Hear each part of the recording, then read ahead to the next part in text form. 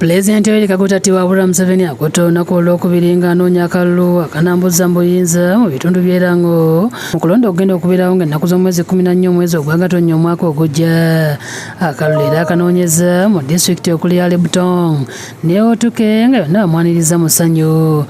Ab'omu disitulikiti zino zombi kitegeerekese nga baakaweebwa ensimbi ezisula mu bihumbi 21 okweggya mu bwavu mu nteekateeka za gavumenti ez'okwekulaakulanya ez'enjawulo. Pulezidenti mu kwogera kwannyonnyodde engeri gye yalwanyisaamu omuze gw'obususuzi mu magye ne mu ggwanga okutwaliza wamu oluvannyuma lw'okujja mu buyinza.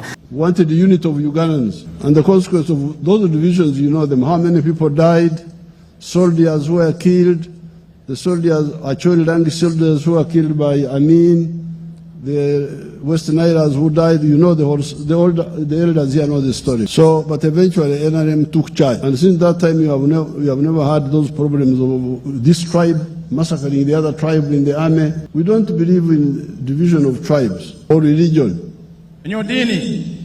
Or looking down upon women. Agamba nti n'enkola ey'okulengeza n'okunyooma abakyala nayo byadibizibwa ng'ensonga lwaki abakyala bangi baava emmanju nga bayitimuse nga ne mu paalamenti bakiikirirwa. How many women were in parliament in 1962? I think there were only 3. And yet women are 50% of the population of the country. Pulezidenti ayogedde ku nkulaakulana ey'awamu gye yazzaako omwali okuyinza amasannyalaze, amazzi amayonjo, okukola enguudo era ng'amenya enguudo ez'enjawulo ezizikolebwa Erango. When we came into the government, even when we did not have enough money at that time,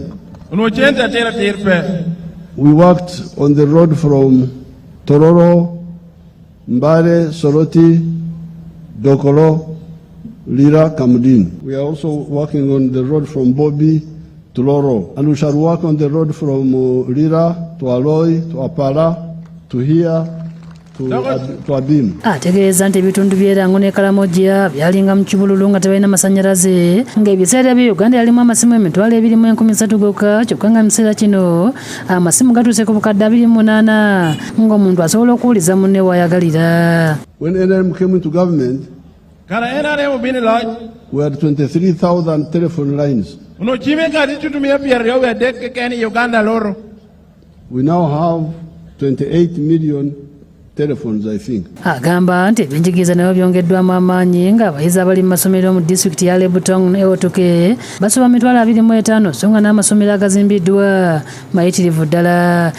Alebtong alone has got 76 government primary schools. Alebtong a child district chukule piera bichel amaberi government and 100,000 plus pupils. Pulezidenti agumizza nga balina obusobozi okwongera ku nsimbi zaasindika ku miruka mu nkola ya PDM kasaba n'amukakasa nti zijja kubulankanyizibwa. Therefore, the NRM is appealing to all Ugandans, please get out of poverty. This PDM money, which is in the parish, is your money now. 5 years, you will be having 500 million in the parish. Then, in the third year, the ones who got first will pay back. They pay back.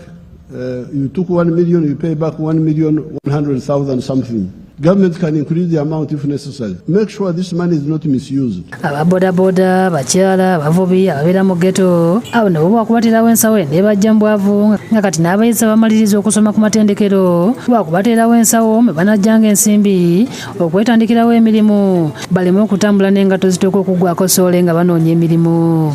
If you have left university and you have not got a job for 2 years, I want you to come and benefit from this fund.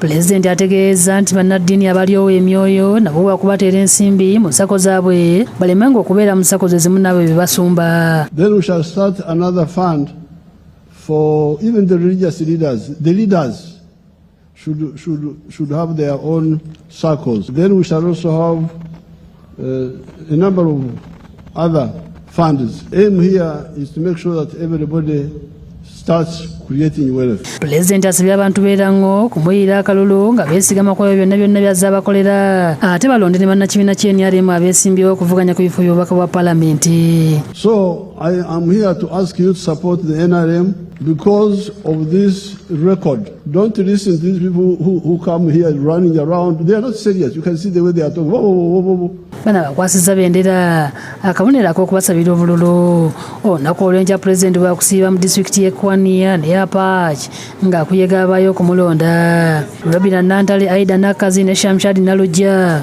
bebakusakidde kuli lino ku lwa Bukedde TV. Ngara chele kere fula kere